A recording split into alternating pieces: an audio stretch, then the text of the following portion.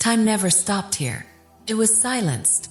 Somewhere beyond the forests, where maps fade into fog and clocks forget how to tick, there lies a village untouched by the years. Not because it was forgotten, but because it was preserved. Preserved by sorrow. Preserved by sacrifice. Preserved by something ancient. And deeply wrong. They say the bell tower rings backward. That children vanish every 70 years. That the people there never age. Not truly, but carry memories that don't belong to them. And once, long ago, or perhaps just yesterday, a man named Theo wandered in, searching for stories carved in stone. What he found was a curse stitched into time itself, a relic older than empires, fed by grief, buried in a tunnel beneath the church. This is not a tale of heroes. It's a story of echoes, of forgotten lives, of a clock sealed with tears. And once you hear it, you'll never trust the passing of time again. Listen, and let the story take you where even time dares not go. There are some places in the world that vanish from memory the moment you stop thinking about them. And there are some stories that find their way back no matter how far you run. Theo Leroux wasn't a man who believed in legends. He catalogued them, a quiet, precise historian in his mid-30s. He taught comparative folklore at a modest university in southern France.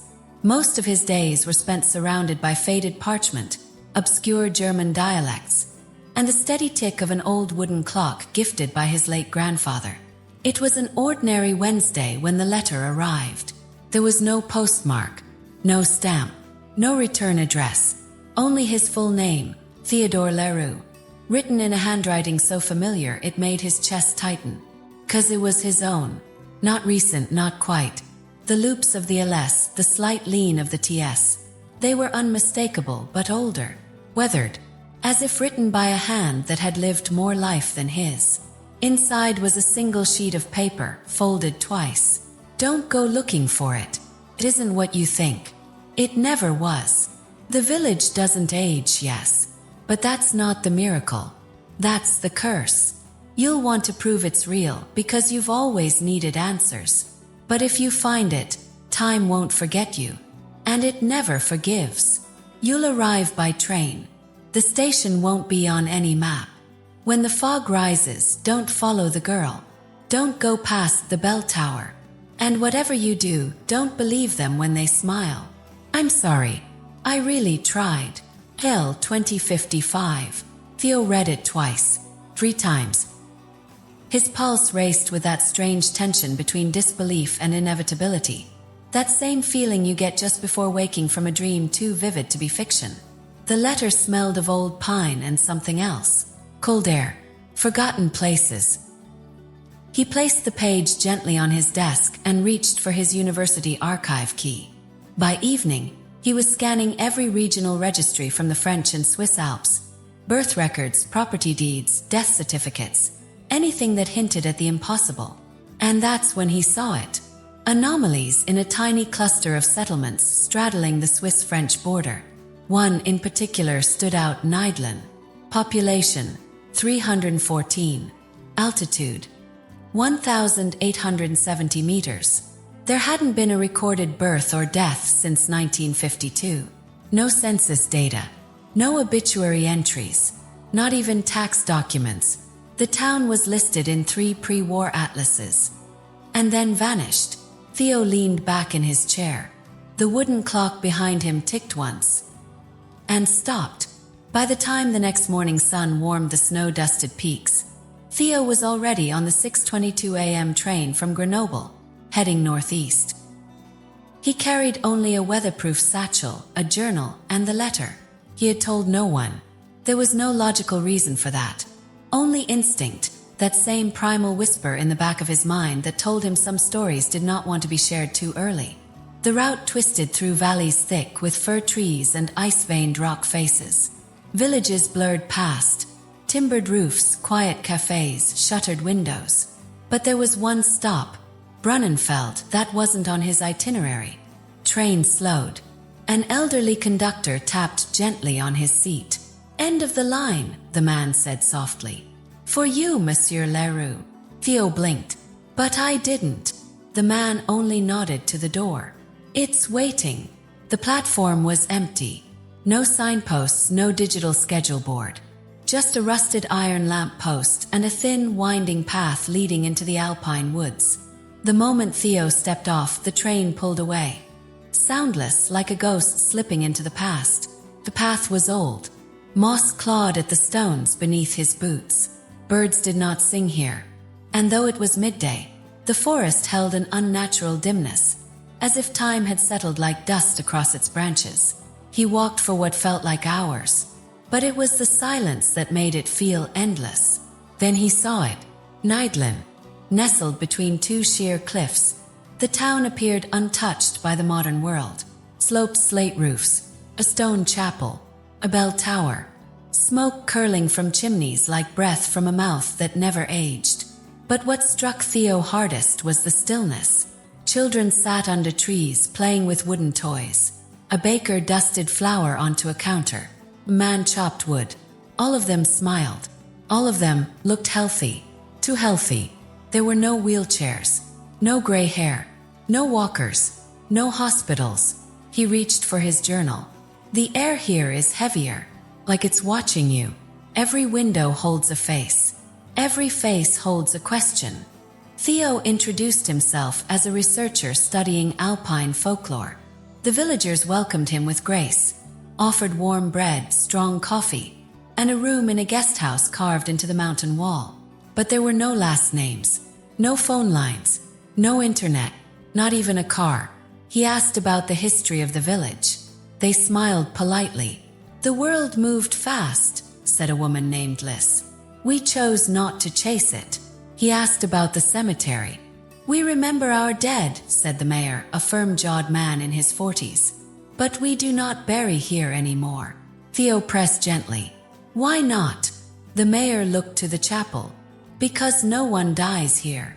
Theo laughed, thinking it a metaphor. The mayor did not. That night in his room, Theo laid the letter on the desk and stared out the window. The village glowed under a half-moon, each house lit by candlelight.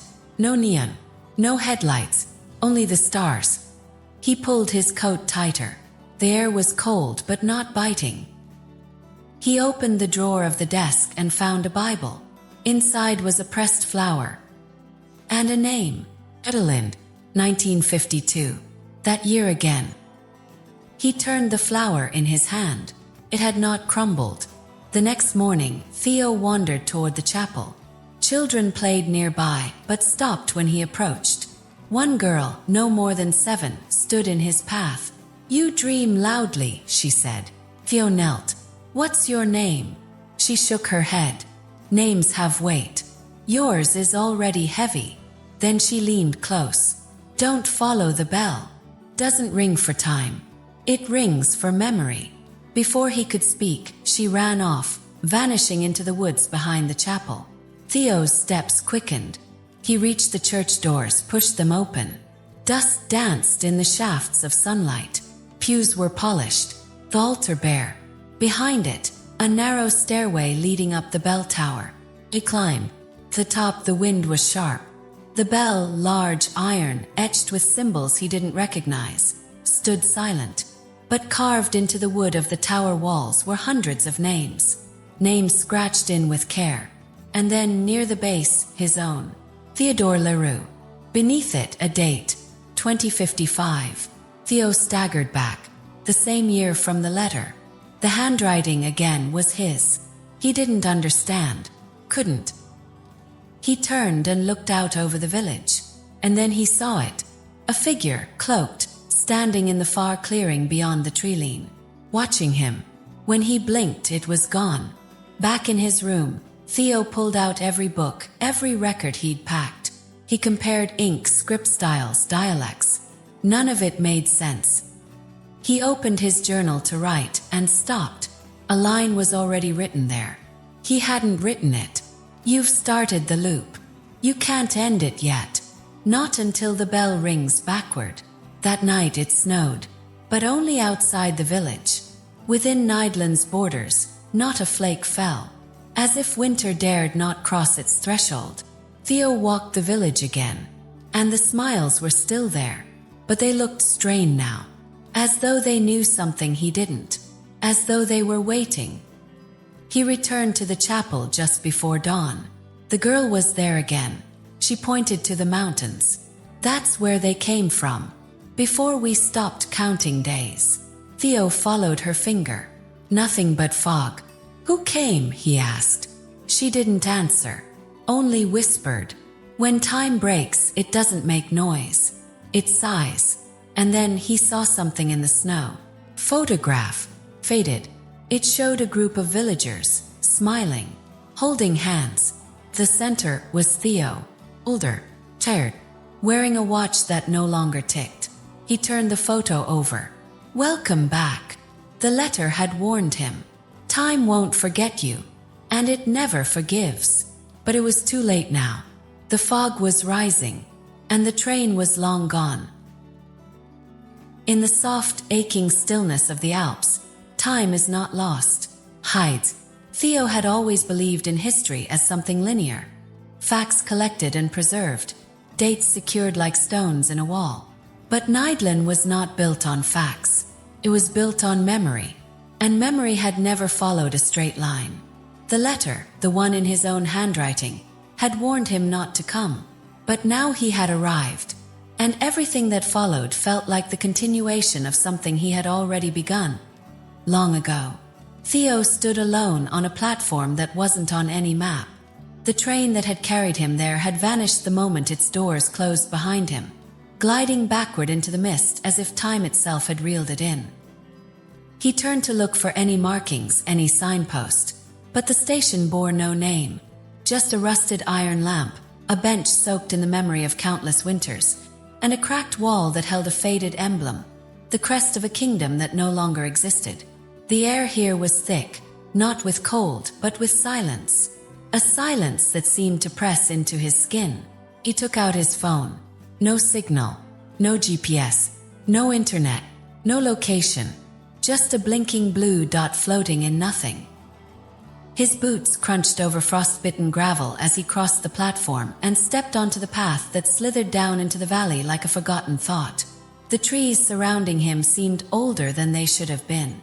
Their trunks were scarred with carvings, initials worn smooth by decades of wind and neglect. And then a sound, a step, not behind him, ahead. A man emerged from the woods. His posture was upright, shoulders squared. He wore a deep olive military coat, pressed and buttoned. His boots were polished. The insignia on his chest glinted briefly. A silver eagle and cross that Theo had seen only in photographs. 1940s, German, Wehrmacht. But the man was not spectral. He was real, flesh and bone and breath. He said nothing, just stood, watching Theo with eyes that held too much stillness. Theo hesitated. The man raised his hand slowly. Not in greeting, but in warning. A silent gesture that said, "Turn back." And then he vanished into the trees without a sound. Theo didn't follow. Something in his gut, not fear, not yet, but something older told him not to. Instead, he walked on. The trail narrowed as it curved around a cliffside, the air sharpening with altitude. Through the trees, he could now see the outline of a town. Stone rooftops, cobbled lanes, and smoke trailing from a single chimney. It looked like something from a postcard that had never been mailed. But before he reached it, he stopped in a clearing. There, nailed to a tree, was a weathered wooden board, nearly split in half. Painted in black, barely legible, were 4 words. "Time doesn't flow here. It collects." Beneath the sign, tied to a branch with twine, was a small notebook. Theo opened it carefully. Pages filled with scribbled thoughts, different hands, different decades. Arrived 1987. Still 32. She said her daughter died. But I met her. Twice. I watched the moon rise twice in the same night. They smile too much. It's like they're trying to remember how. If you're reading this, leave before you meet yourself. Theo closed the notebook. He was starting to feel it now. The shifting sense of placement, like something beneath his feet was tilting gently without ever moving. The path to the village lay just ahead, but he turned around. He needed to confirm something. He retraced his steps to the train platform. Except it wasn't there. Where there had been a platform, tracks, and a lone bench, now there was nothing but a field of dry grass. No sign of iron. No rails. Not even a depression in the earth to suggest something had once run through. It was gone. Not overgrown. Not moved. Erased. Theo's throat tightened. He turned slowly, scanning the area, looking for landmarks. The tree with carvings, the stone pillar near the edge. But even those felt wrong now. A place shifted, like the memory of a place created too quickly. And then he heard it again. A step. From behind him. He spun. No one. But the air was no longer still. It was breathing. The woods whispered. And for the first time he felt cold not as a temperature, but as a presence. The kind that finds the cracks in your resolve and seeps in quietly. He opened his satchel, pulled out the letter again, tracing the words with his gloved finger. Don't follow the girl. He hadn't. Don't go past the bell tower. He hadn't reached the village yet. Time won't forget you. Maybe it already hadn't. At the edge of the forest, he came across a small farmhouse. Its roof sagged under years of weather, and the door creaked open before he touched it. Inside it was warm. A fire burned. Kettle boiled. But no one was home. He called out. No answer. On the table, bread still fresh. A coat hung on the wall. Boots by the hearth. And on the counter, a newspaper. Date. April 12, 1952. Theo stared at it. The headline spoke of the approaching summer, of border talks between regions, of nothing significant. But the photo, it showed a smiling couple in front of the bell tower of Nidlin. The man had a scar across his cheek. Theo recognized him. He was the same man who had watched him from the woods in the Wehrmacht uniform. He flipped the paper. On the back page was an advertisement for a clockmaker, Adelind and Company. Preservers of time. He had seen that name before. Pressed into the Bible in the guest room. Carved into the base of the bell. It wasn't just a name. It was the thread. Theo took the paper and slipped it into his satchel. As he stepped outside, he noticed something in the snow. A child's doll half buried. The fabric was modern, synthetic, bright pink. Not from 1952. He picked it up. It was warm. He made his way back toward the village. This time the trail didn't wind. It led straight like an invitation. The clouds had thickened, lowering themselves like curtains around the valley. He reached the village gates just before dusk. 2 stone pillars marked the entry. Between them, an arch with the words, "That which does not pass, stays." As Theo stepped through, he looked back once more. The woods were still. But the station, the place he had come from, was not there. Not anymore. No path. No tracks. No way out. Inside the village, he walked slowly, deliberately, trying to absorb every detail. The buildings were immaculate. No mold. No decay. Windows clean. Gardens trimmed. And every door was open. He saw families eating, reading, talking, laughing. But none of them looked at him. They all acted as if he wasn't there, until a boy no older than 10 suddenly broke into a smile and ran to him. "Are you back already?" the boy said. Theo paused. "What do you mean?" The boy tilted his head. "You look the same." He turned and ran back into his house. Theo stood still. The silence returned. He opened his journal. "I don't think I found the town. I think it found me." That night, he stayed in a guest house again. Not the same as before, but it felt familiar. He didn't sleep. The walls creaked not with wind, but with memory. He heard laughter and whispers behind the plaster, as if the house itself was remembering old guests, or future ones. At 2:17 a.m., he heard the bell ring. Once, backward, he rose and walked into the street. No one was outside. But he saw it then, high on the mountain path, the silhouette of the train station. It had returned, and standing at its gate was the man in the military coat. He lifted a hand again, but this time he wasn't warning. He was waving goodbye. Theo ran. The path to the station curved like before. The stones were slick. Branches scraped at his coat. But when he arrived, nothing. Just trees, grass, tier. The station had vanished. Again. But this time something remained. In the place where the tracks had once been, Theo found an object buried in the soil. A brass pocket watch, cracked, the hands forever frozen at 12:01. He opened the back. Engraved in its metal. Tell, time is a story we forget how to read. The wind picked up. Snow began to fall. And far below, in the village of Nidlan, a bell rang again, backward, pulling memory toward it like a tide. Theo stood at the edge of the forest, caught between the world he came from and the one that refused to let go. The letter had warned him. But what it hadn't said was the most terrifying part of all, that even if you turn back, the path to return no longer remembers you. It was the kind of silence that didn't come from absence, but from memory. Theo stepped across the threshold of Nidlan like a man stepping into a painting. The village was perched high in the Alps, cradled between cliff faces and evergreens that leaned like guardians. A gentle breeze moved through the trees, but no leaves rustled. The snow on the rooftops shimmered as if it had just fallen, and yet none fell now. Even the smoke that rose from chimneys drifted as if held in place by some invisible hand. The village was beautiful, untouched, and terrifyingly quiet. No dogs barked, no children cried. There was no clanging of dishes or hammer on nail. Everything seemed perfectly preserved, as if life itself had been paused. Not for minutes or hours, but for decades. And yet the people moved. Theo watched them from a distance. Men mending wooden fences, women sweeping porches, children skipping stones at the edge of a frozen stream. They smiled at one another, exchanged greetings, shared quiet laughter. But no one coughed, no one limped, no one aged.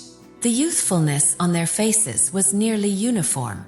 But their eyes betrayed the lie. Behind the bright irises were shadows, decades, wounds unhealed, memories too vivid to belong to someone who looked 30. Theo walked the cobbled streets slowly. He passed a baker offering bread with the warmth of a man who had known these motions for centuries. A woman sang softly to herself while tending herbs, the melody in a language older than anything Theo had studied. A boy rolled a hoop with a stick, a game from the early 1900s, yet he wore a modern fleece jacket. Time here wasn't broken, it was misfiled. He paused at a fountain in the square. The water that bubbled up was impossibly clear. He dipped his fingers in, cold, clean. Carved into the stone base were worn letters in a forgotten dialect, but one phrase in Latin remained sharp as if it had resisted erosion. Memoria vincit mortem. Memory conquers death. Theo wrote it down. He kept the journal close now, as if writing kept him tethered to the world he came from, a world where time moved forward, where people aged and stories ended. He passed a small library, unmanned, filled with books that looked freshly bound. No dust, no due date slips. Inside, the shelves were arranged in alphabetical order. By first name. Edelind, Mil, Vis. He left quickly. It was mid-afternoon when he noticed the wrought iron gate behind the chapel. Set into the slope of the mountain, it stood flanked by two stone angels, their faces eroded smooth. Vines, thick and dark, curled around the bars like veins. Behind it stretched a field, not green, not wild, just blank. It was a cemetery without graves. Theo pressed his hand to the gate. It didn't move. The vines were too tight, as if they'd grown not over the gate but from it. There were no markers, no stones, no names, only earth, unbroken. He turned to the chapel, its bell tower tall and silent, and pushed open the doors. The inside was dim, lit only by the high stained glass windows. The rows of pews were empty, but at the front, where an altar would typically sit, There was instead a large oak table covered in candle stubs and faded photographs. Hundreds of them. Faces stared back. Black and white. Sepia. Color. Different eras, different clothes, different eyes. Some smiling, others solemn. But none were dated. None were named. Theo picked one up. A woman in a fur-lined coat standing at the edge of a cliff, holding a leather-bound book. She looked familiar, but he couldn't place her. As he returned it to the table, he heard a soft voice behind him. She remembered better than most. He turned. A little girl stood there, no more than 7, with long black hair and a face too serious for her age. The same girl he'd seen before, near the chapel steps. Theo crouched. What is this place? She looked around. A memory room. These are people who were here before. People we try to remember. Why aren't there graves? The girl looked at him, her expression unreadable. We don't bury here anymore, she said softly. We remember instead. Theo felt something cold settle in his chest. Since when? She pointed to a stone in the corner. A date was etched into it. April 15th, 1952. The same year. Always 1952. Theo's voice caught in his throat. What happened that year? The girl blinked slowly. That's when time asked for something. And they gave it. Who? She didn't answer. She turned and walked into the light, leaving Theo alone among the flickering candles and forgotten faces. That night, the village glowed under a pale moon. Theo sat in his guest house, the letter from the future open beside his journal. He read it again for the 100th time. Don't go past the bell tower. He had. And the gate to the graveyard had found him. He wrote in his journal.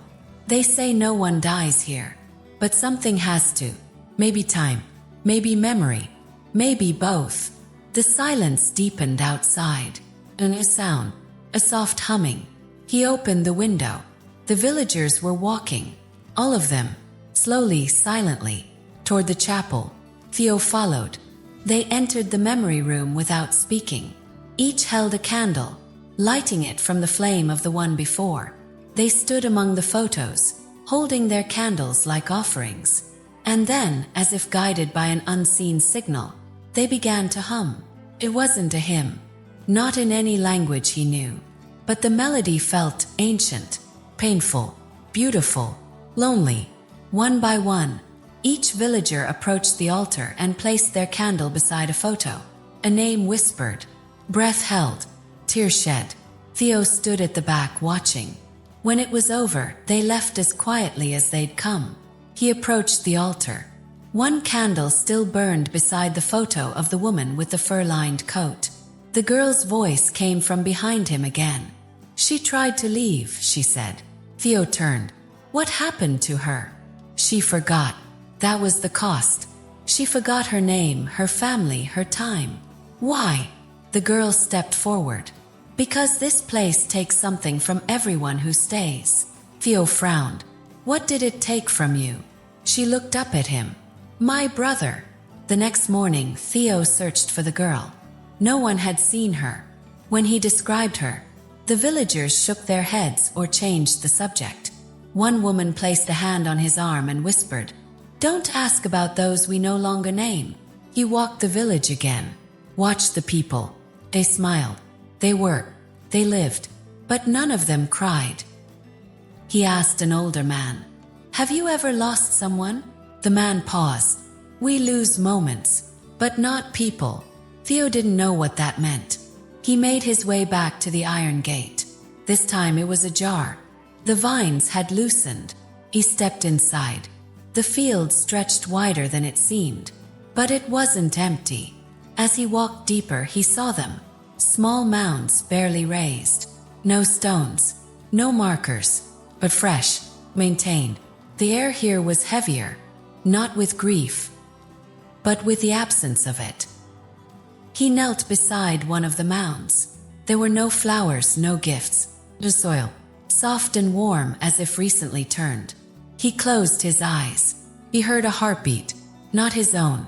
Memory, voice, lullaby, and then silence. When Theo opened his eyes, he was back outside the gate. The sun was lower than it should have been. Hours had passed. He walked to the fountain, splashed water on his face. But his reflection looked different. Older. Not by years, but by weight. His eyes carried something now. Something the others had. He pulled out the photo of the woman in the fur coat. And behind her, in the background, barely visible, was him. That night he didn't sleep. He sat by the fire, staring into the flames, wondering how many others had come before him. Had they all stayed? Had they all forgotten? Was this place eternal? Or just well-practiced? He wrote, "If they don't bury the dead, then where do the memories go? If no one ages, do they still grow? Or do they just loop?" He closed his journal. Outside, the bell rang once. Backward. By now, Theo had learned that Nidlan was a place of illusions. Not tricks of the eye, but deeper, older illusions. Illusions sewn into the very fabric of the village, woven like silent threads into its people. Its silence, its stillness. Here time did not pass. It listened, it watched, and sometimes it whispered back. After discovering the cemetery with no graves and hearing the little girl say, "We remember instead," Theo no longer questioned the impossible. He simply followed it. He moved through the village like a man walking inside someone else's dream, observing, recording, but always a step behind. And then he met Emil. Theo had wandered toward the village's farthest edge, to a cottage that sat apart from the others, wrapped in ivy and leaning slightly to one side, as if tired of standing upright for too long. Smoke curled from its chimney, but the shutters were closed tight. There was no path to the door, only a narrow trail of mossy stones nearly swallowed by grass. The door creaked open before Theo could knock. "You're not one of them," a voice said. It was steady, not unkind, but firm, like a man used to command or used to disappointment. Theo stepped inside. The man before him was tall, broad-shouldered, with silver at his temples and deep lines across his brow. Yet his eyes were unnaturally sharp. His hands were calloused but steady. He looked like a man in his early 40s, strong, alert. "I'm Theo," he said cautiously. "I know," the man replied. "You've been here before." Theo blinked. "What do you mean?" The man stepped back and gestured to a chair near the hearth. "You always come when the fog rises. Sit." Theo sat. The man poured tea from a dented iron kettle. It smelled faintly of rosemary and burnt sugar. "My name's Emil," he said finally, lowering himself into a creaking chair across the room. "Born in 1911. Theo choked slightly on the tea. "That would make you 134, Emil said calmly. "But I've been 42 since 1953. Silence filled the room, as steady as the ticking of the mantel clock. Though Theo quickly noticed the hands of that clock were motionless. "Why?" Theo asked. Emil didn't answer right away. He reached into a small drawer beside him and pulled out a black and white photograph, faded but intact. In it stood Emil in a military uniform, younger but unmistakably him, beside a woman with long hair braided down her back. Her eyes were striking, not beautiful, too intense for beauty, but unforgettable. "My sister," he said. "Adelind." The name hit Theo like a gust of mountain wind. He had seen it in the chapel, on a stone, on a business card from decades ago. Adelind and Company, preservers of time. "She was brilliant," Emil continued. "Always was. As children, we found a box buried in the woods. Old metal covered in carvings. Most people would have called it junk. She said it was older than the trees, that it pulsed when you touched it. I didn't believe her. Not at first." Theo leaned forward, heart racing. "What was it?" Emil's eyes flickered toward the fireplace. "We never found out completely, but it changed her. She started dreaming in languages she didn't know. She'd wake up speaking Akkadian. She claimed it was a relic, a seal. Not man-made. Not entirely. She brought it here." Theo asked. Emil nodded. "In 1949. said the world was moving too fast. Wars, bombs, borders shifting like sand. She believed the relic could hold time in place, create a sanctuary where history couldn't touch us. And it worked. It did. Too well. Emil's voice was tight, not with fear, with grief. One morning in April 1952, the fog came down. Cold. We thought it was another snowstorm late in the season. But when it cleared, the clocks had stopped. Literally, every single one. Theo remembered the phrase etched on the gate. That which does not pass, stays. And no one's aged since, he asked. Emil hesitated. We don't age on the outside, but time finds other ways. He stood and walked to a tall mirror leaning against the wall. It's why I live here, away from the rest of them. They stopped looking. I kept watching. He gestured to Theo. Stand beside me. Theo rose and stood next to Emil in front of the mirror. First they looked as expected. Two men, one older, one younger. And then, the candle beside them flickered. The reflection changed. Emil's face in the mirror warped, subtly at first. His skin thinned, cheeks hollowed, teeth darkened, hair receded. And then it worsened. Skin flaked, eyes clouded. His mouth drooped into a deathly frown. It wasn't age. It was decay. Theo stepped back, pulse hammering. Emil looked unchanged in the room. But in the mirror he was decomposing. I see it when I dream, Emil said softly. What I really am. What we all are. Theo's voice was barely a whisper. Why don't the others see this? Because they stopped asking. They accepted it. Believed it was a gift. I knew better. He returned to his chair, suddenly looking tired. The village doesn't give you forever. Hides your rot. Like snow over dead leaves. Theo sat again. Then why stay? Emil turned his gaze toward the window, where the fog had begun to gather again, rising between the trees. Because leaving costs more, he said. The few who tried aged all at once. Every year they borrowed came back. They died screaming. Theo swallowed. Have you tried? Emil's hand trembled slightly as he lifted his tea. No, 'cause I know the truth.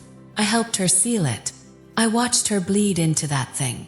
I watched it take her name from every book, her face from every frame. She's gone, Theo asked. No, Emil said quietly. She's part of it now. Theo reached into his satchel and pulled out the photo he'd found in the chapel. Is this her? Emil took it. His hand trembled more now. She smiled that day, he said. The last time. She said, let memory be enough. Theo saw the sadness in the man's face. Not fresh but preserved, like something buried in ice. I came here chasing a legend, Theo said softly. But I think I've stepped into a wound. Emil smiled. You're closer than you know. There was a knock at the door. Both men stiffened. 3 soft taps, then silence. Emil rose slowly and opened it. No one was there. Just a single sheet of paper, folded in thirds, left on the ground. Emil picked it up and unfolded it. His face went pale. He handed it to Theo. Time has looped again. He's here but changed. He doesn't remember what he did last time. If he goes to the tower, it begins again. Tell Emil not to let him go past the bell. Not again. Kill. Theo stared at the signature. It was his. Again. But he'd never written this. Not yet. Emil looked at him. You've been here before. Many times. Always just before the cycle begins again. Theo stood. And you never stopped me. Emil's eyes were wet now. I tried. But each time you come back, different. Why? Emil said nothing. He only stepped aside. Behind his chair was a cabinet. Inside were dozens of journals, each bound in the same leather as Theo's. He pulled one out and opened it. It was Theo's handwriting. I met Emil again. He hasn't aged, but this time he remembered what I did. I hope next time I don't repeat it, but I probably will, 'cause I forget. Every time I return, I forget. Theo's knees buckled. He sank into the chair. How many times? Emil stared into the fire. Too many to count. Outside, the fog thickened. Inside, time twisted. Began with a headache. A slow, creeping ache behind the eyes that didn't feel like tiredness or sickness, but pressure, as if something unseen was trying to push its way in from the edges of Theo's mind. It came at odd times, when he looked too long at the old stone fountain in the village square, or when he listened to the distant tolling of the chapel bell, even though he knew it hadn't rung for years. The sensation would pass, but it always left behind something else, moments that didn't belong to him. He'd blink and find himself standing in places he didn't remember walking to. He'd see villagers who seemed familiar in ways he couldn't explain. Smells would catch him off guard, tobacco and lavender, old books and gunpowder, and flood him with emotions that felt borrowed. Déjà vu came in waves, crashing louder each time. One morning, he woke up with soot on his hands. Another, he found his boots wet with dew and dirt, though he had no memory of leaving the guest house at all. He tried to explain it to Emil, but the old man only nodded grimly. "It's starting," he said. "The fog's remembering you." Theo didn't understand. Emil stared into the fire again, as he often did. "It doesn't take you all at once. Pulls you in gently, through cracks, through memories, and eventually you stop asking what's real, because it all feels like yours." Theo clenched his fists. "But what is it? What is the fog?" Emil didn't answer. Not directly. He simply said, "When it came in 1952, it took something from all of us." The words hung there, suspended in the room like smoke that refused to rise. Later that day, Theo wandered the edges of Nidlin, tracing the old trails, trying to feel the boundaries of the village. But no matter where he went, the woods never looked the same twice. One path led him back to where he started. Another ended at a stone wall that hadn't been there minutes before. The village, he realized, was folding in on itself. One moment, he'd hear the laughter of children echoing down cobbled lanes. The next, a whisper through the pines that sounded exactly like his name. Theo. Not shouted, remembered. That night, the fog crept down from the mountains. Slow, thick, and deliberate. Didn't roll like weather. Moved like thought. Theo stood at his window, watching as it settled into the village like a blanket being tucked around a sleeper. He opened his journal. Something is watching from within it. Not with eyes. With memory. The next morning, the village felt quieter than usual, as if even the birds were holding their breath. Theo walked past the chapel and saw a woman sitting on the steps, staring into nothing. Her face was familiar. Young, smooth skin, but her eyes were soaked with years. "Are you all right?" Theo asked. She looked at him. "I had a daughter once." Theo sat beside her. "What happened?"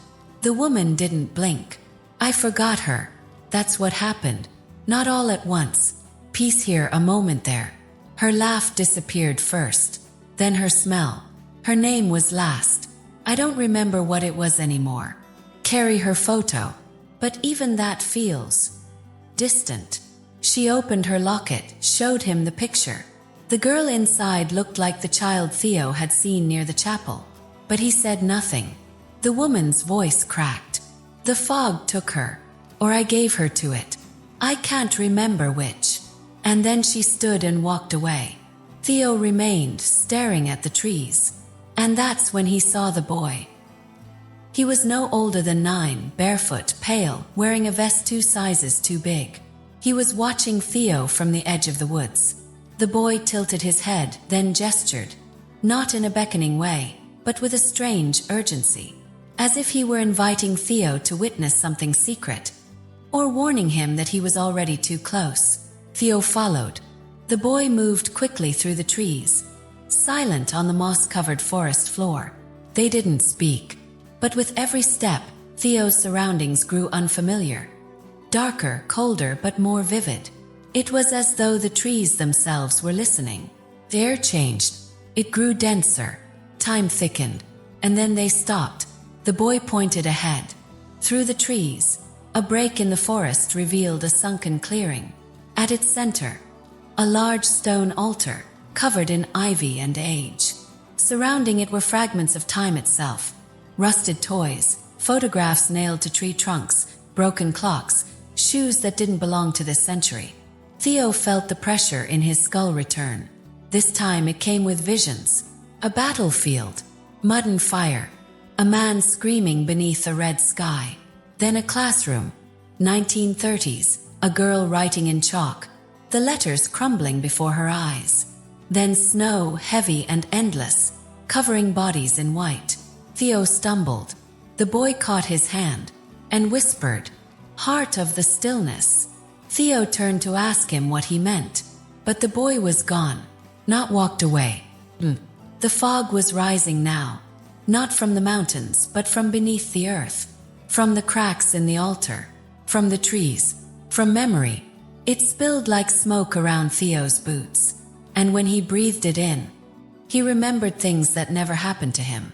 He was a soldier in World War I, his hands shaking as he wrote a letter to his mother. He was a woman waiting on a frozen train platform in 1942, clutching a child too tightly. He was Adelind, standing before a crowd, holding the relic in her hands, whispering, "Let this moment never end."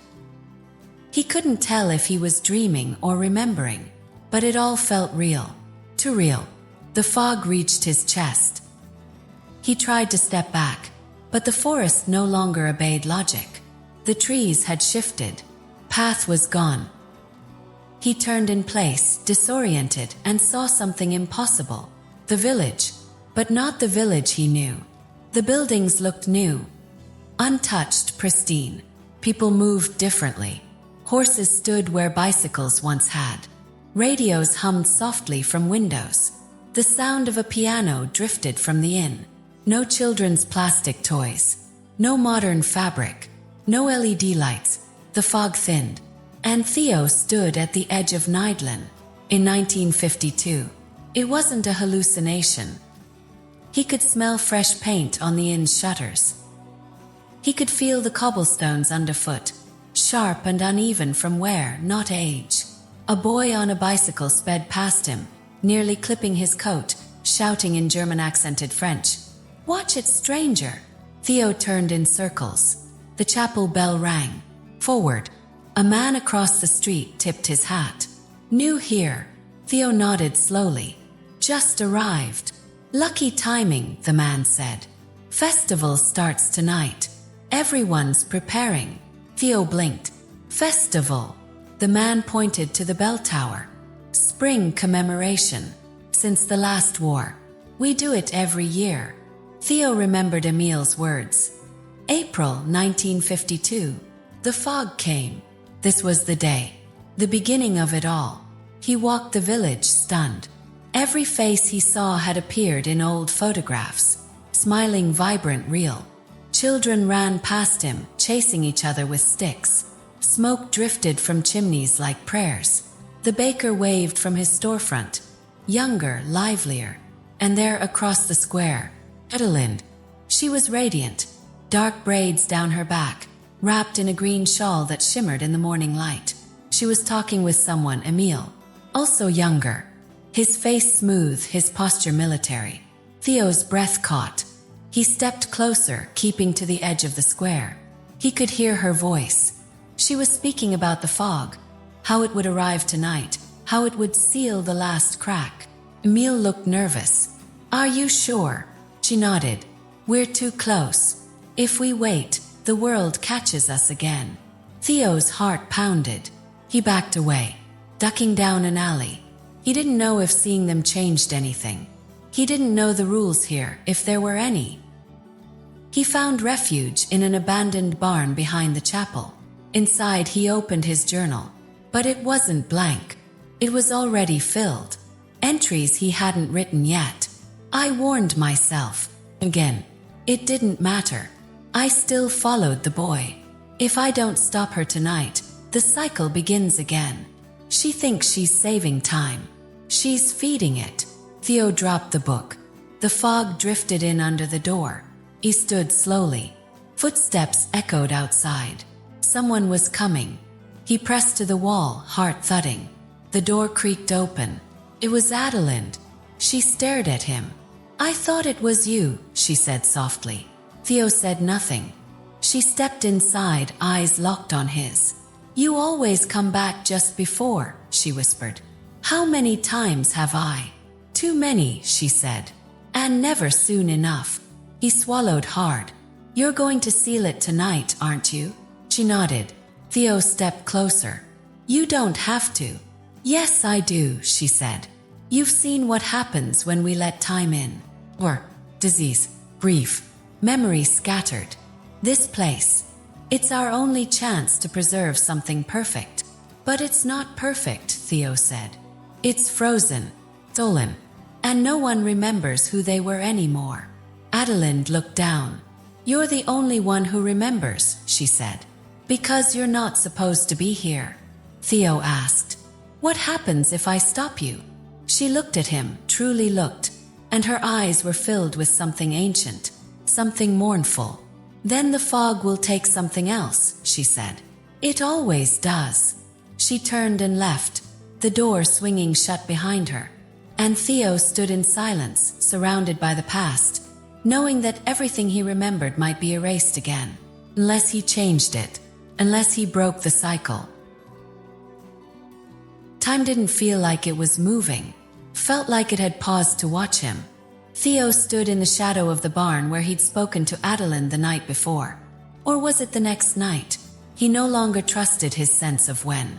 The calendar in his pocket still read 2025, but everything around him glowed with the breath of spring in April 1952. The morning air held a scent he couldn't name, a blend of mountain wind, freshly split pine, and something older, stranger, like paper scorched just before it burned. He wandered back toward the village square. The Nidlan of the past was even more vibrant than he'd glimpsed the night before. Men painted shutters. Women tied ribbons between trees. Children rehearsed a song near the chapel. No one here wore grief on their faces. No one bore the quiet deadness he'd seen in their eyes 70 years ahead. And yet, beneath the celebration, something buzzed.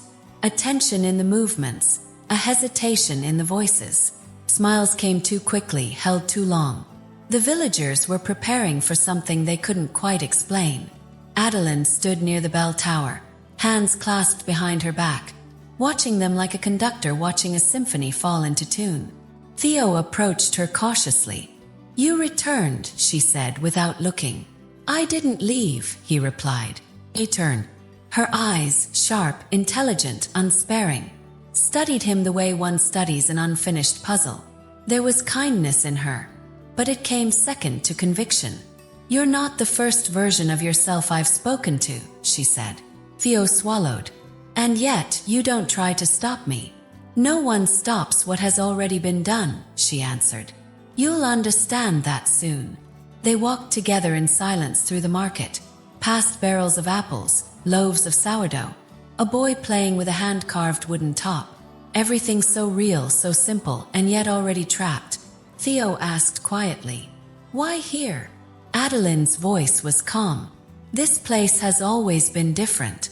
The village sits at a natural convergence of something, a current that flows beneath the surface of time. My father called it a ley line.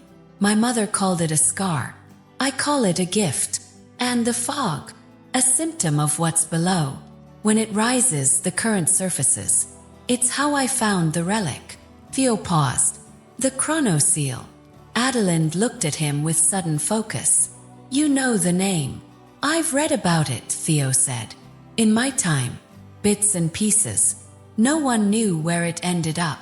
She smiled faintly. "Because it's not meant to be found. Not by history. It doesn't belong to any single era." Theo felt a chill ripple up his spine. "What is it?" She led him through a stone arch, down a narrow path behind the village. They came to a hidden glade, where the trees stood in a perfect circle. At the center sat a small stone altar, the same one he'd seen when the boy led him into the fog. Except this time it was untouched. No vines, no broken watches, No forgotten photographs. Only one thing rested atop it. A black metallic object shaped like a locket but etched with markings no modern language could decipher. It pulsed, gently like a heartbeat. "The chronoseal," she said. "It's not a machine, not a weapon. It's intention made solid. A wish someone buried so deeply it became real." Theo reached toward it. Adeline stopped him. "It remembers," she warned. "More than you want it to." He stepped back. She touched it delicately. "I first found it during the war, hidden inside a well beneath a collapsed monastery. It was calling to something in me I didn't know existed. And when I brought it here, I understood." "Understood what?" "That time isn't meant to be consumed. It's meant to be preserved." She picked up the seal and held it in both hands. "You know what it's like, the speed, the erasure, the forgetting. Cities rising and falling before memory can catch its breath. People losing themselves just to keep up. The world doesn't protect anything sacred anymore." Theo heard his heartbeat in his ears. "You want to pause it," he said. Adeline smiled, not joyfully but with a deep ache. "I want to rescue it." That evening, the village gathered. Lanterns were strung between homes. Bread was broken. Music drifted lazily from violins that sounded older than the people playing them. It looked like a festival, felt like one.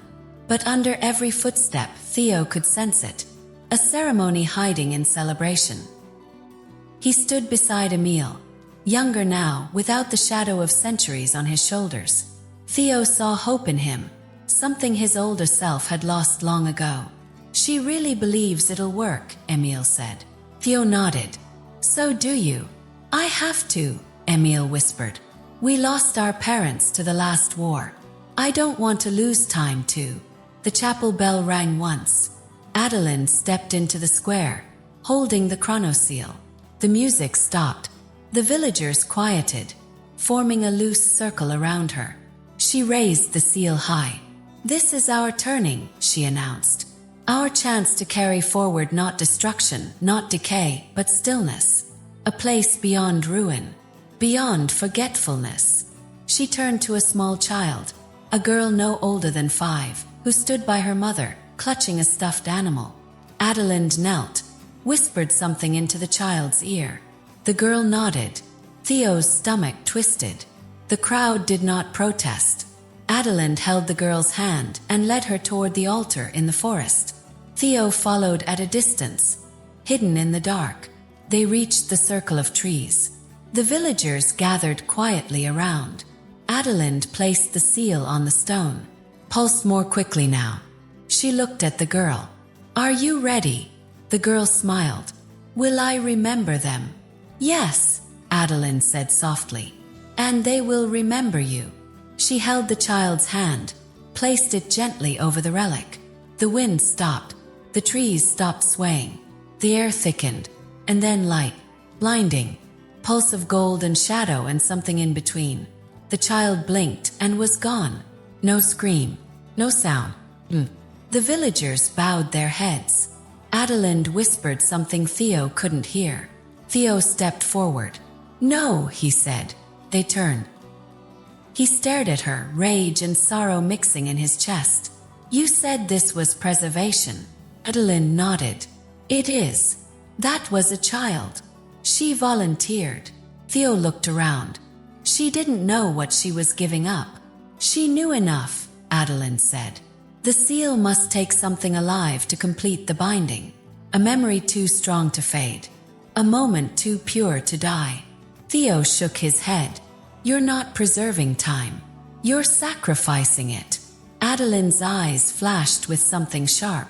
"Do you think your world outside these mountains is any kinder? Look at your own era. Your wars, your vanishing languages, your burnt forests, your shattered cities. You feed your own future every day. The only difference is, we chose to remember what we lost." Theo backed away. The villagers did not stop him. Their faces were calm, accepting, broken. He ran. Back at the guest house, Theo collapsed into a chair. His hands trembled. He opened his journal. The words inside shifted as he read. I saw her do it. The child vanished. Not killed. Not taken. Absorbed. Like she became memory itself. Is that what happened to me? Am I just an echo trying to rewrite the note before it fades? He closed the book. His hands no longer looked like his own. In the mirror, his reflection flickered, the way Emil's had. A face older than bone. Face unraveling. Some silences are peaceful, others are earned. But the silence that followed the child's disappearance in Nidlan was something else entirely. Theo sat in his guest house, staring at the spot on the floor where the girl had stood in his mind just hours before. Her small hand over the chronoseal, her smile calm, eyes bright, and then nothing. She hadn't screamed, hadn't cried. She had simply been absorbed into the relic, as if she were an idea instead of a life. And now that stillness hung in the air like grief too old to name. He tried to sleep, but his body resisted it. His thoughts throbbed behind his eyes. He could still feel the light from the ritual, not just the flash of it, but the sensation that it had noticed him, that it had passed over her and touched him too. Light that didn't illuminate, but collected him. He rose before dawn, guided by instinct and dread. The sky above was black, not from the night, but from the fog that hung unnaturally low over the village. It coated rooftops and trees like a memory too heavy to rise. He walked through it slowly, the morning air thick and oddly warm, as if the world were holding its breath beneath a blanket of time. Theo passed the chapel and stepped through the courtyard where petals had once been scattered for the spring festival. Now they lay motionless on the ground, untouched by wind or decay. He moved toward the chapel's rear, where the archives were kept. The building had always drawn him. It was the village's library, its town hall, its sanctuary of records. He had seen it before but never entered. The door was unlocked. Inside, the room was dim. Candles had long burned down to wax puddles. Dust coated the wooden beams. But the books, scrolls, and papers were perfectly arranged, labeled, categorized. He wandered past shelves of handwritten ledgers, generations recorded in careful script. Each page glowed softly with age, as if the ink itself remembered how it had once been wet. Birth, trades, declarations, and then a separate shelf, older, sealed behind glass. Rituals. Theo opened the case. A single book sat within, heavy, bound in black leather that felt unervingly warm to the touch. There was no title. He opened it slowly. The first page read, "For time to hold still, something must give motion. One life, every 70 years. Chosen, remembered, preserved through loss." Theo turned the page. Names followed, one per entry. 1852, Oscar Ketter. J. 1922. Leona Dreiss. 10. 1952. Annalise Foll. Age 5. He stared at the name. He had heard it before. He flipped further, searching. An old photograph fell from between the pages. A girl. The same girl from the ritual. The same girl he'd seen laughing by the chapel, whispering warnings in riddles. He had thought she was a memory, a ghost, maybe even a hallucination. But she had been real, Adeline's child. He stared at the photo, fingers trembling. On the back, someone had written, "She remembered better than most." Theo turned the next page in the book. It was blank. Then the ink began to bleed through. Slowly, as if written by an invisible hand, new words etched themselves into the page. 2022, Theodore Leroux, age 37. His name, written in ink that hadn't dried yet. Under it, offering. Theo stumbled backward. The book hit the floor with a sound louder than it should have made. He backed into the wall, breath caught in his chest. He wasn't a visitor anymore. He was next. His legs moved before his thoughts could. He ran from the archive, out into the mist-covered village, past homes that watched him silently. He crossed the square, past the silent fountain where birds once gathered. But now even the water had stopped. The fog was thick now. He could barely see 10 steps ahead. He knocked on Emil's door with the force of panic. It opened on the third knock. Emil stood there, older again, the version Theo had first met. Lines deepened, eyes exhausted, as if the ritual had aged him overnight. "You read it," Emil said. Theo didn't ask how he knew. He stepped inside. "She was her daughter," Theo said, voice shaking. "Adeline's own child." Emil nodded slowly. "She gave her up. She believed in it," Emil said. "More than she believed in anything else. She always said perfection costs something. That nothing still and beautiful lasts unless it's paid for." And the village agreed. They always do. They convince themselves it's noble. That one child every 70 years is a small price for paradise. But they don't even age, Theo snapped. They don't suffer. They forget. Emil met his gaze. "That's the cost too." They sat by the fire in silence. Theo finally asked, "Why am I next?" Emil took a deep breath. "Because you're the only one who keeps remembering. You're the crack in the stillness. The seal needs to be fed by someone who holds time. And no one holds it tighter than the one who keeps coming back." Theo closed his eyes. "This isn't a story about immortality," he said. "It's a story about forgetting." Emil nodded. "And about how far people will go to avoid change, even if it means erasing themselves over and over again." Theo stood. "I'm going to stop it." Emil didn't move. "You said that last time too." Theo froze. "Wait, how many times have I?" "Every cycle since 1992. The name keeps appearing. You always come, always ask questions, always see too much. But the ritual always takes you." Theo sank into the chair. "What happens after it takes me?" "No one knows," Emil said. "You disappear. Sometimes for years. Sometimes you reappear and start again." Theo rubbed his face with shaking hands. "I don't want to disappear." Emil looked away. Neither did Anneliese. Outside, the fog crept deeper into the village, curling through the streets like a living thing. Theo returned to the archive. This time he brought ink, and on the same page where his name was written, he added a sentence beneath it. "I do not consent." He waited.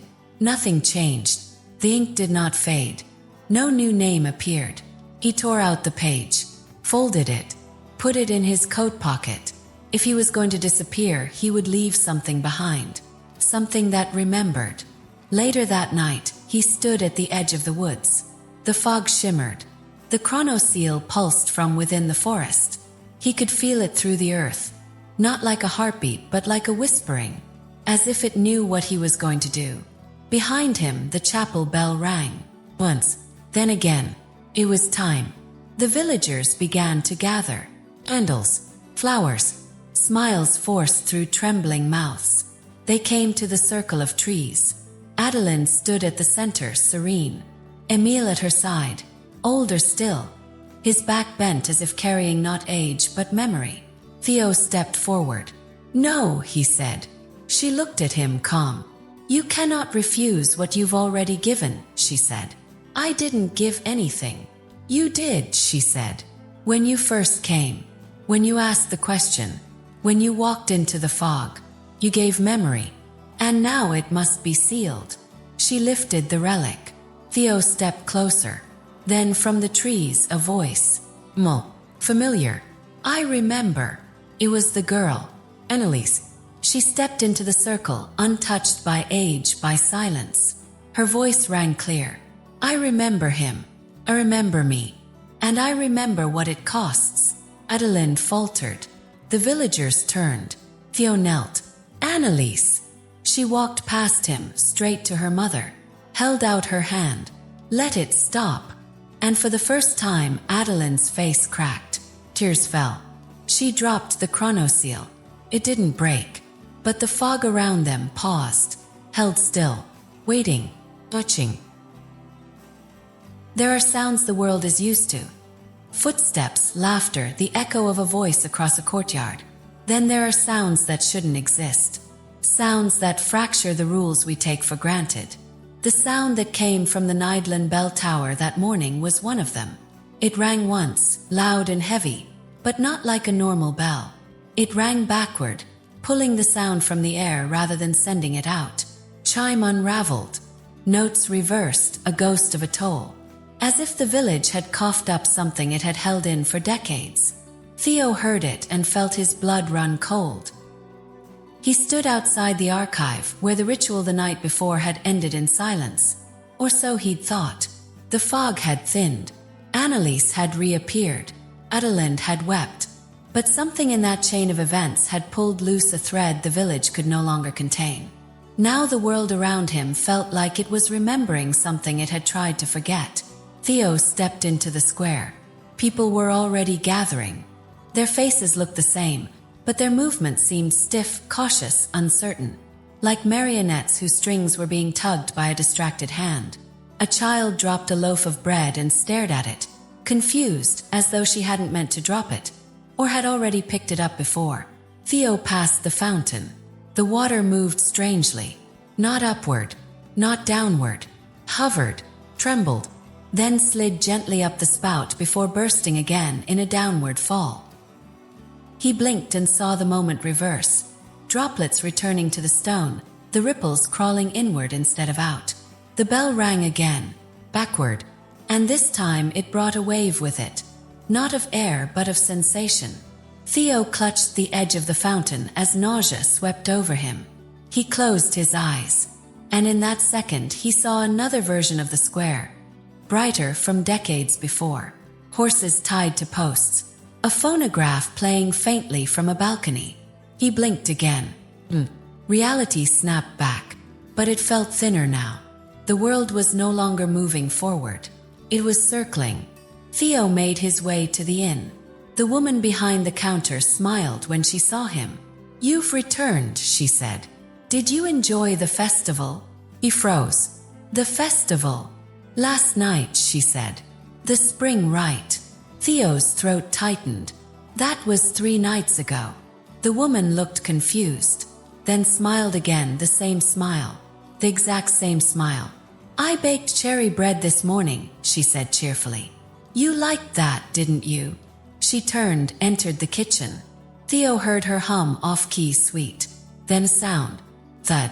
He ran into the kitchen. She stood there, nose bleeding, eyes unfocused. She swayed, dropped a mixing bowl. Shattered. He reached for her. "Are you all right?" She blinked once. Then straightened. The blood vanished from her face. The bowl was whole on the floor. "You've returned," she said.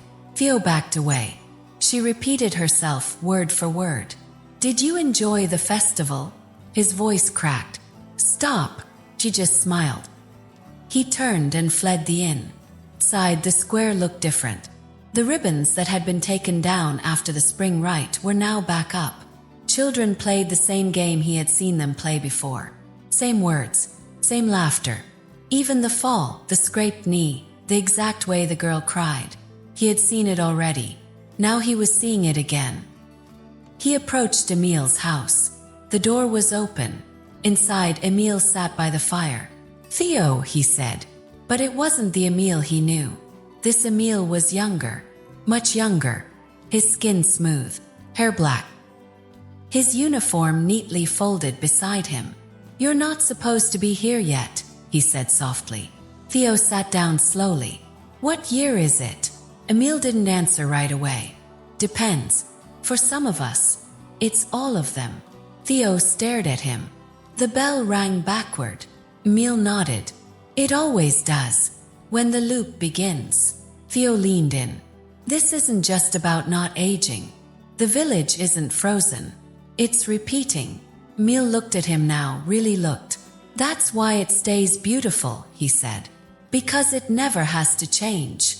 Theo whispered. "Because time resets." Emil nodded once. "Every 70 years. Sometimes sooner. Depends on the cracks."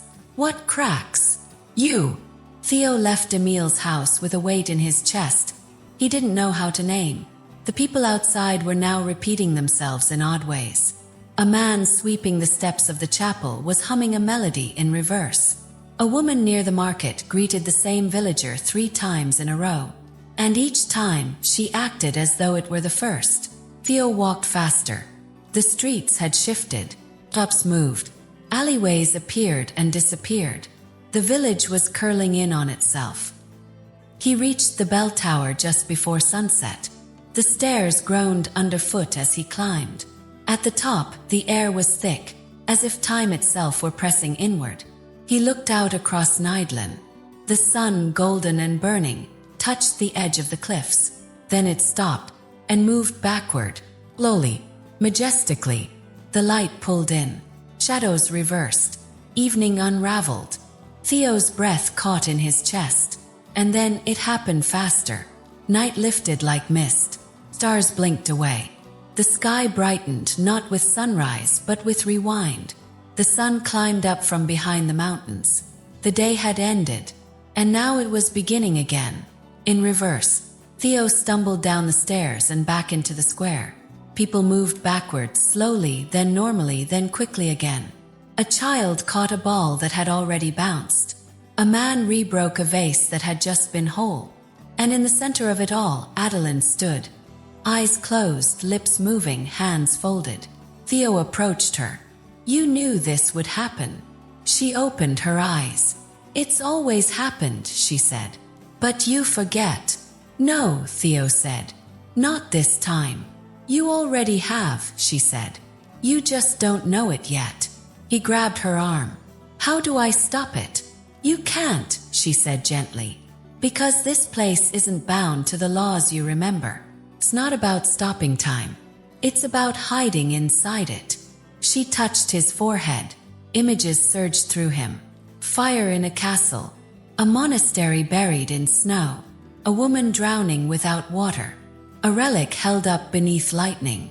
He gasped and staggered. And when he looked up again, she was gone. The village was darker now, despite the rising sun. Buildings flickered between versions. People repeated phrases over and over, and then paused blank-faced, like broken music boxes waiting to be wound. Theo found his way back to the archive. Inside, the ritual book had returned to the shelf. He opened it. His name was gone, but someone else's was written now. Annalise, again, again, again. Name, every cycle, no other. He opened his journal.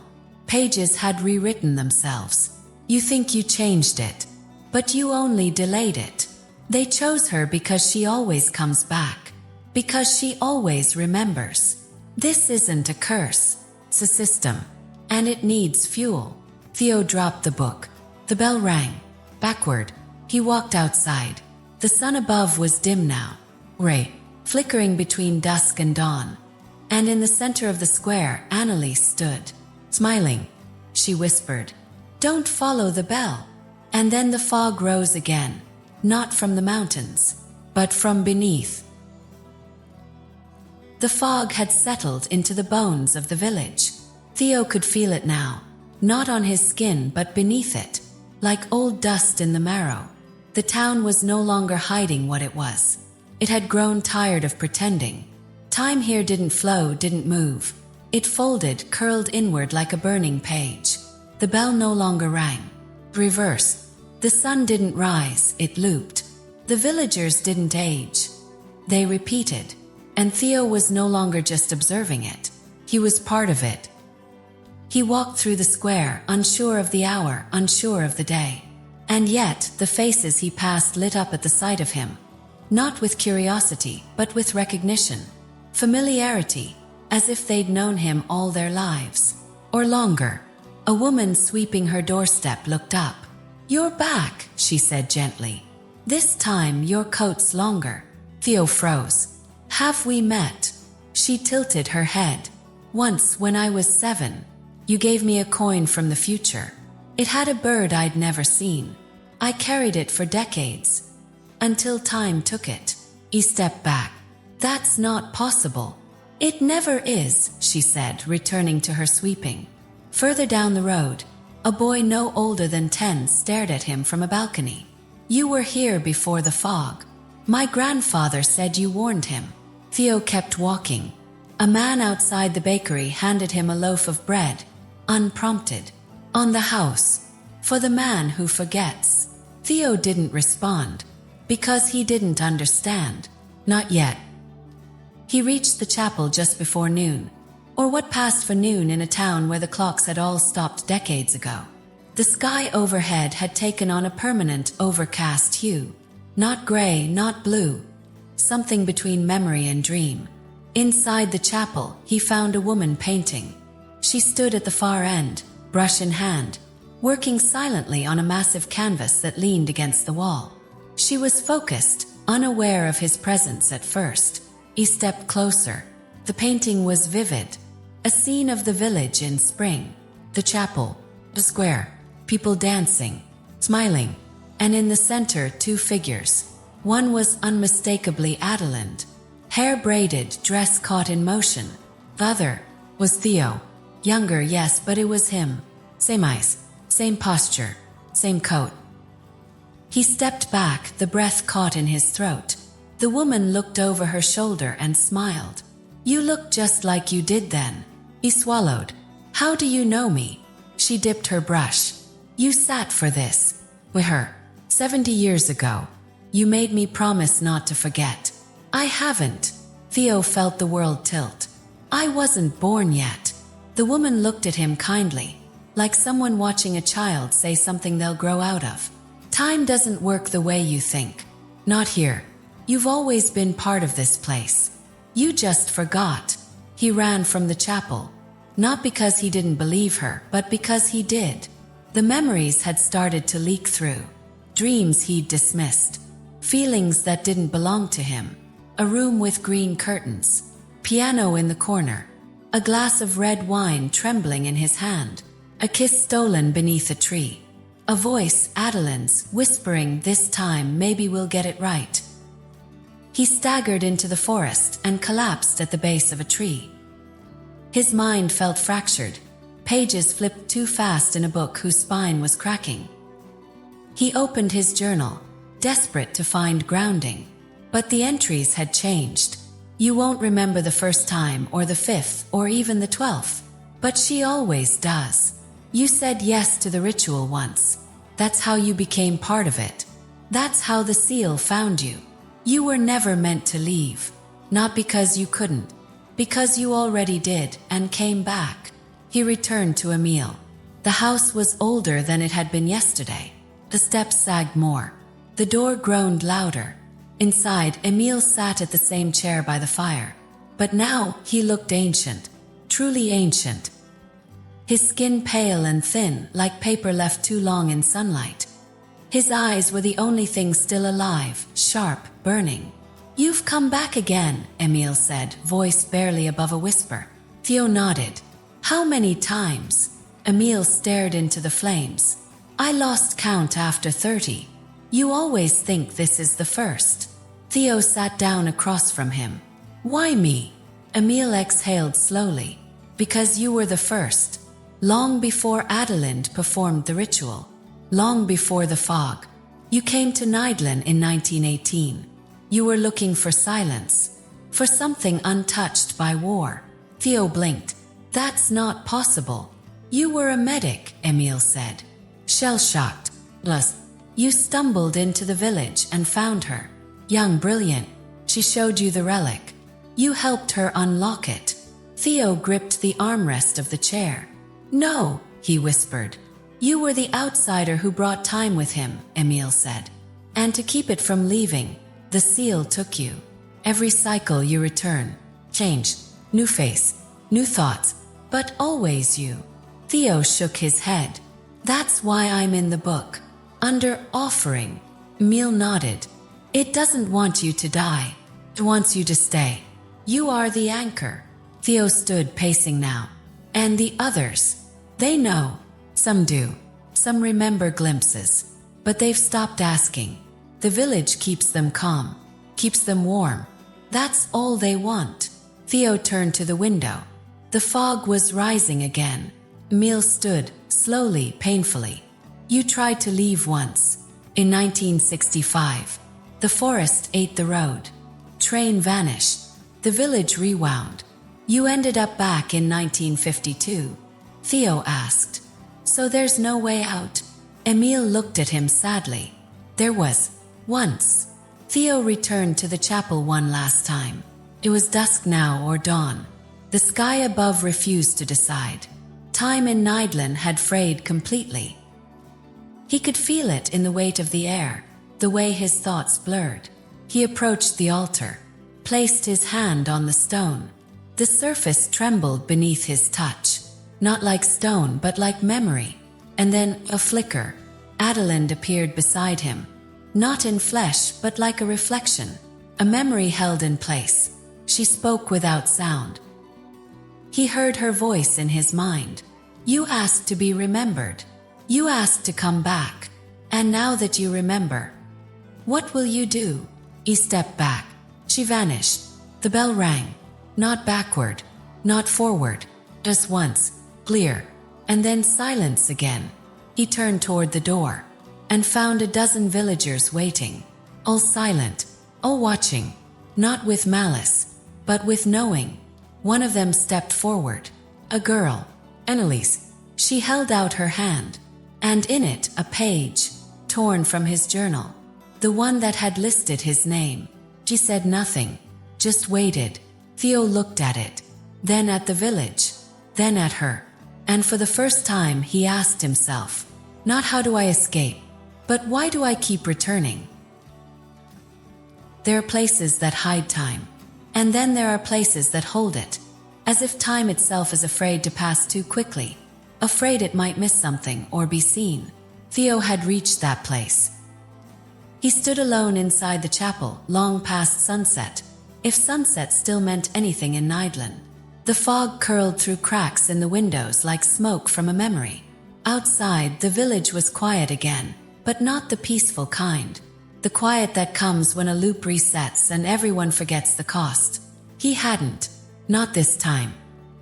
His name had vanished from the record book, but the echo of it still pressed into the back of his mind. The villagers knew him, some better than he knew himself. He had been part of this place before, again and again, a thread sewn into a wound that refused to heal.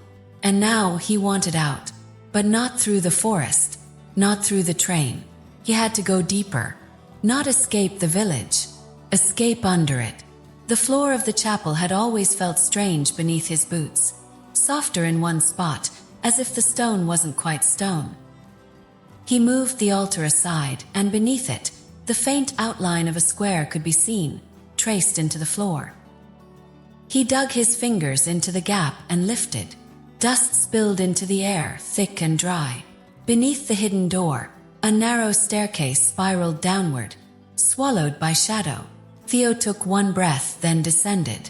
The stone steps were uneven, worn smooth by time and footfall. A torch bracket jutted from the wall, holding a candle that looked newly melted.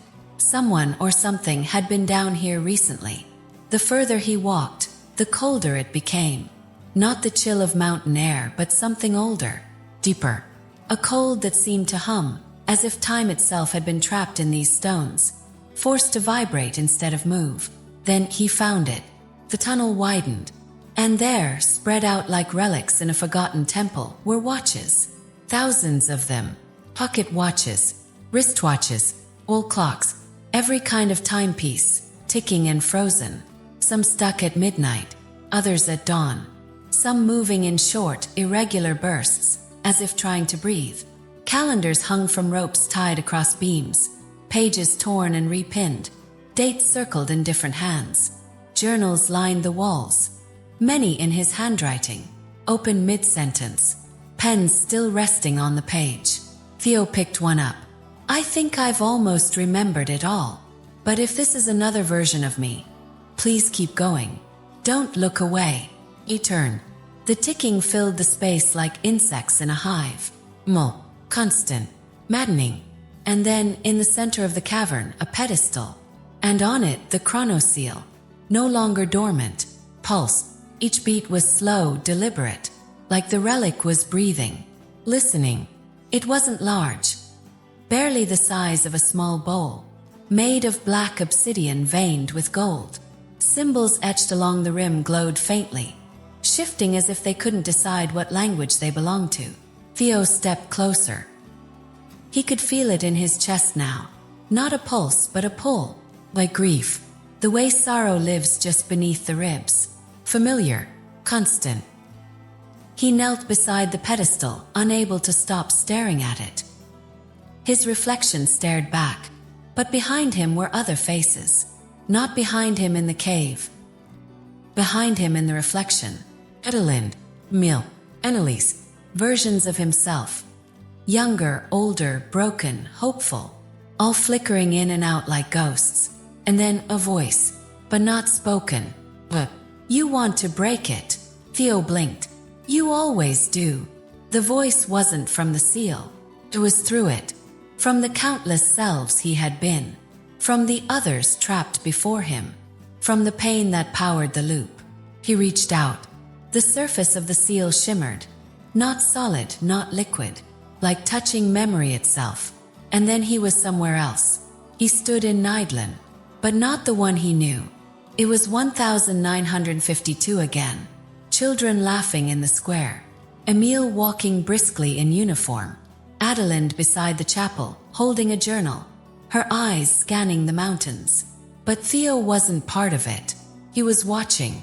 He was outside of himself. He saw his younger self walk into the square, greeted by villagers with smiles and glances too familiar. The same sequence, the same lines, all repeating like lines in a play performed without end.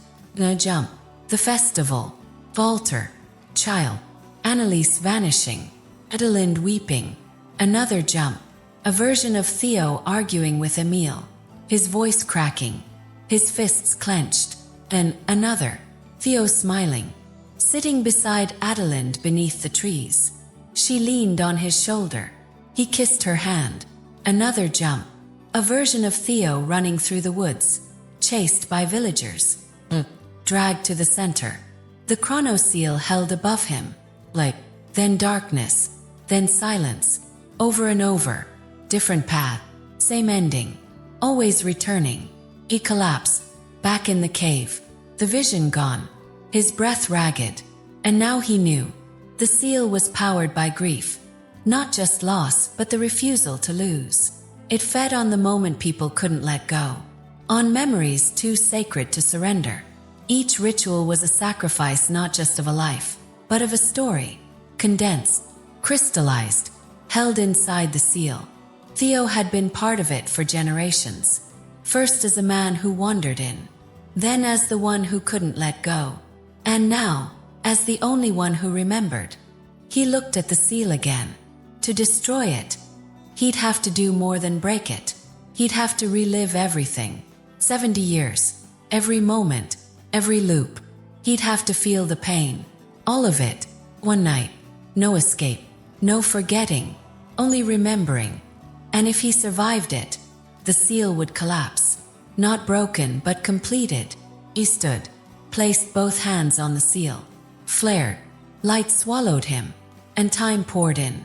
The years came like water through a shattered dam. He screamed, but only in his mind. His body fell to its knees, but his mind kept racing. Every face he'd forgotten, every mistake he'd made, every love, every loss. The bells rang, backward, forward, then all at once. It happened all at once. Theo's hands gripped the chronoseal, and the moment his fingers touched its burning surface, time, memory, light, and sound fractured. The cave disappeared. The ticking of 1,000 frozen clocks ceased. The world went silent, then roared.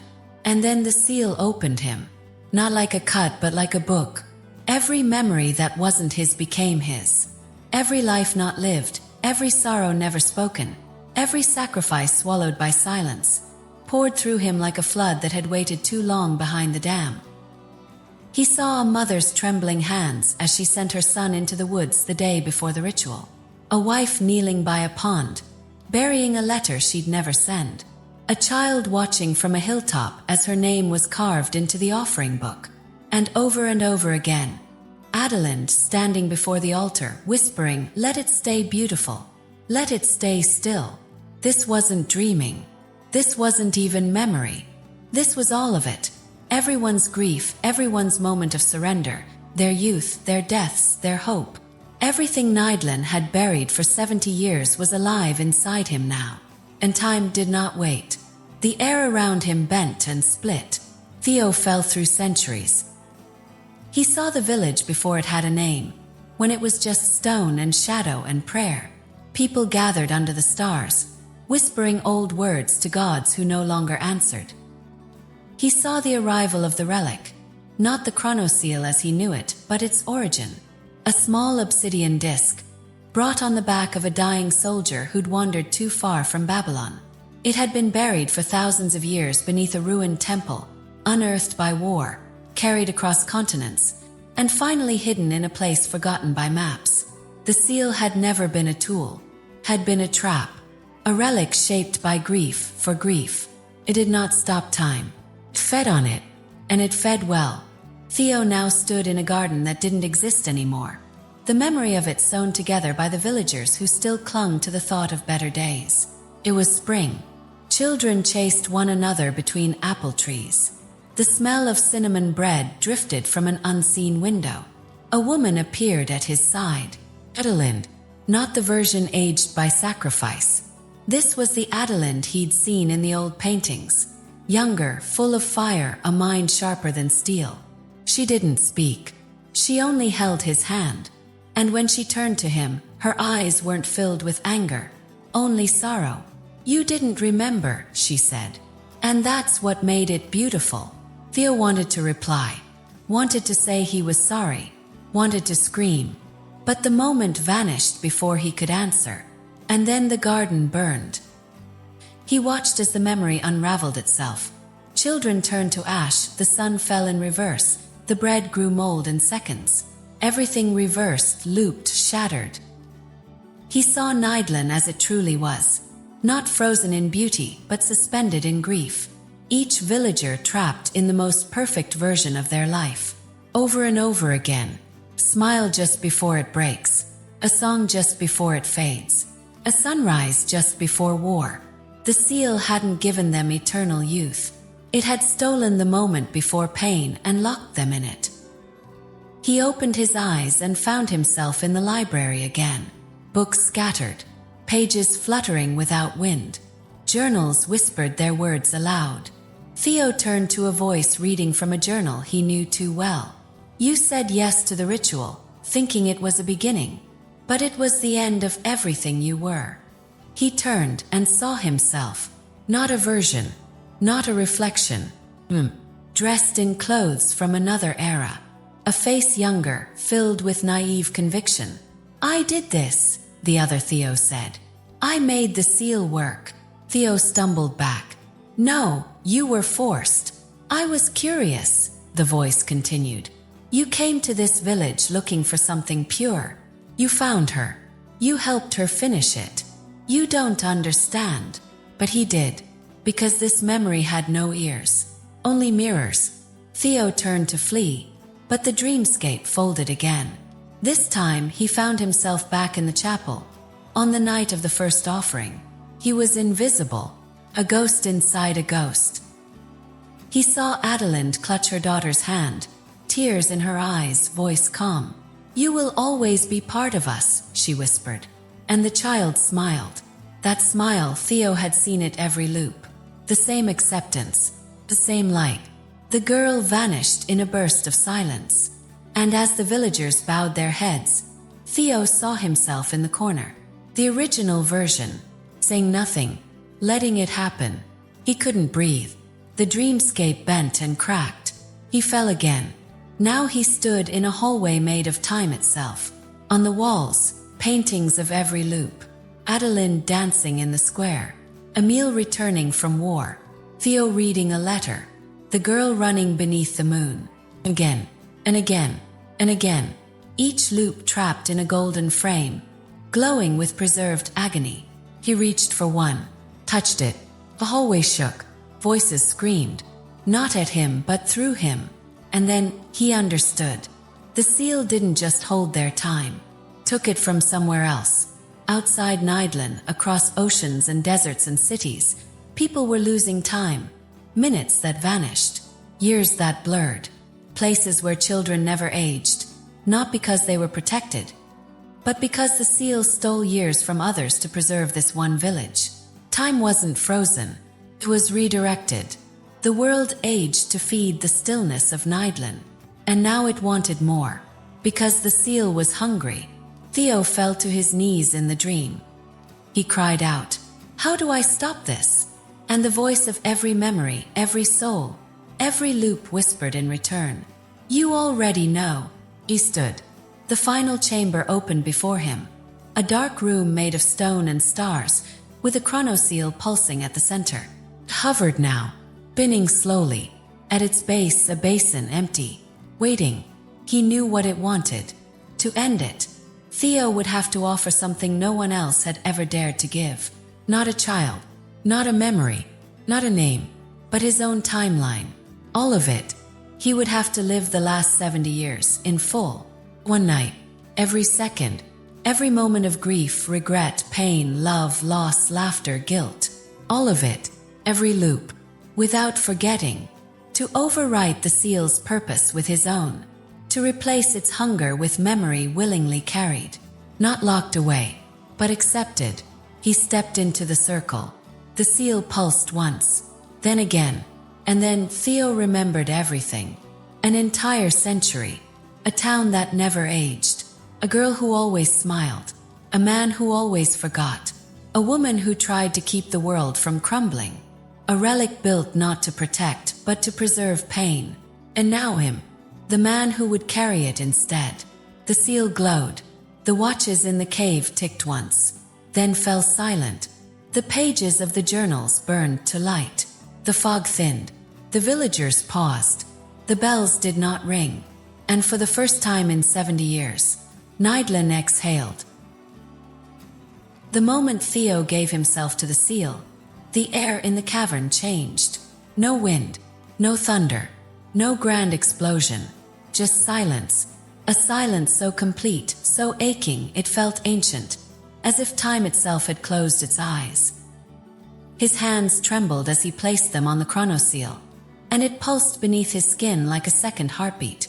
The chamber didn't glow, dimmed, shadows lengthened, the cave's breath slowed, clocks stopped ticking, pages fell still mid-turn. Theo didn't scream, he didn't cry, he just whispered, "I remember now." The words weren't for the seal. They were for the people. The faces, the laughter and pain. The girl who was offered. The woman who aged behind everyone's back. The old man who faked forgetfulness to survive the weight of knowing. He whispered it again, even softer. "I remember everything." And that was all the seal needed. It shattered. Not violently, not with fire or thunder. Simply cracked. And faded, like a story at its final page. A memory finally released from someone's clenched jaw. Then, the world changed. Above the cave, the village stood frozen in twilight. The wind didn't move. The fog hovered as it always had. Untouched, unmoved, like breath held too long. Then, for the first time in 70 years, the wind returned. A single gust. Barely enough to ruffle a curtain. But it was enough. The fog began to dissolve, drawn back toward the hills, unraveling like thread tugged from a worn coat. Birds stirred. Grass rustled. The bell in the tower swayed and rang forward. Not backward. Not again. Forward. Adelind was the first to feel it. She stood barefoot in her garden, where her daughter's favorite wildflowers had bloomed again and again for decades. The petals trembled. And her hands, once smooth, untouched by time, now wrinkled in front of her eyes. Her knuckles throbbed. Her spine ached. Her vision blurred. She gasped. Not from fear, but something deeper. A memory returned. Her daughter's last hug. The softness of her breath. The whisper, "Mama, will it hurt?" And then the goodbye. Adelind fell to her knees and wept, not from grief alone, but from the unbearable beauty of remembering something fully, for the first time. Across the square, Emile dropped his cane. His back straightened, then hunched again, not by magic but by the years rushing back. His war medals felt heavier. His bones moaned like old floorboards. He touched the scar on his wrist and finally remembered who gave it to him. Not a beast, not a nightmare, but a boy, a friend in a fight long ago. He laughed. Then he cried. Then he sat on the church steps and whispered a name he had forgotten. My brother, Jacob. It was a name that had been taken from him by the seal, because forgetting was the price of eternal calm. Now it all came rushing back, and so did the pain. The entire town aged in hours. Wrinkles folded across cheeks. Hands that had stirred soup in eternal loops now shook from age. Knees dulled, joints tightened, teeth loosened, but so did fear, because along with aging came truth, and along with truth came peace. The children who'd never grown up suddenly wept in their beds, not as children, but as adults who had missed decades. Couples held each other as if they were seeing their true faces for the first time. Shops closed, chimneys stopped smoking, and the people of Nidlan walked slowly through their streets, watching time unfurl like mist blown away from glass. They remembered every loop, every repeated word, every ritual performed blindly, every laugh that echoed from the same corner, and most of all, they remembered Theo. But Theo was gone, not buried, not missing, simply absent, as if time had taken him as payment. And in truth it had, because the seal had always asked for one thing: memory given freely. Theo had offered his timeline, all of it, and in doing so, he became the one thing the seal could not control. A man who remembered willingly, even if it hurt. The seasons moved forward. Leaves fell. Snow came. Spring returned, not the same as before, but different. Unpredictable, alive. The fields of Nidlan stopped blooming in perfect cycles. Some flowers died early. Others bloomed late. Birds returned out of rhythm. The stars no longer aligned perfectly with the old rituals. And no one cared, because the town was alive again. Time passed. Children grew. Elders passed. But no one was forgotten. A graveyard appeared near the chapel. New stones carved for old names. Some dated all the way back to the 1950s. Others simply said, remembered. Adelind, when she passed, was buried next to her daughter. Her final words were whispered in the chapel. We hurt because we lived. And yet, even as decades passed, something remained. Legend. A story passed from parent to child. Of a man named Theo who came with the fog, who saw the truth, and who gave up everything so the town could sleep.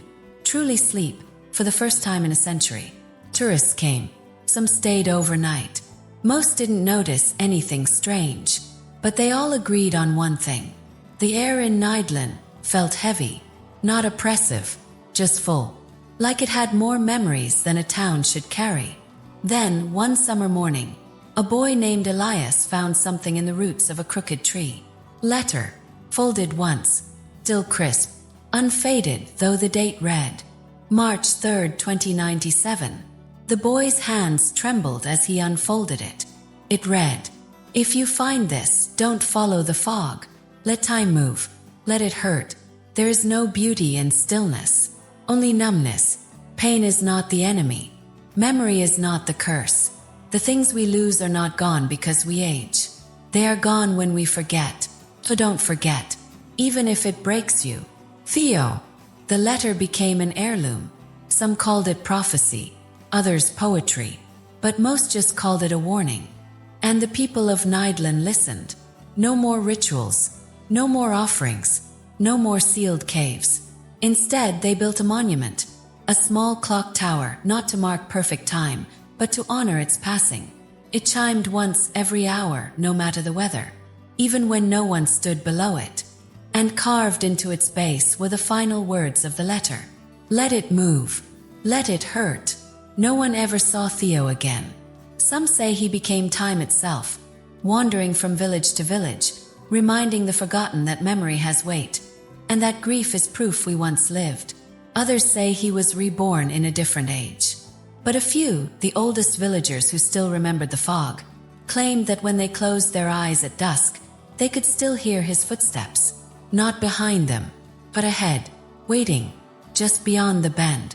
The town that finally slept did not fall into myth. It lived on, not because of what it avoided, but because of what it faced. Pain, the aging, the remembering, and through all of it, the love. Because memory is a wound that never fully heals. But it is also a song that never forgets its ending. When the echoes of time finally settle, and the last whisper of fog retreats behind the mountains, something ancient lingers in the silence. Not just the story of a town that refused to age, or a man who gave his years so others could feel theirs, but something deeper, a truth we rarely speak aloud, that the past is never truly buried. Wait, beneath chapels, inside memories, between ticking seconds, and those who dare to listen, who walk through forgotten doors and touch the pulse of what once was. They carry the weight of history not as a burden, but as a gift. If you felt the cold of the cave, the ache of time, the beauty of sacrifice, if your heart paused at the letter beneath the tree, then you already know. There are more stories like this, waiting in the shadows of lost cities and cursed places, and you belong among those who remember. So stay close. Let the next tale find you. Leave your thoughts below, and subscribe to step deeper into the forgotten, the forbidden, the forever.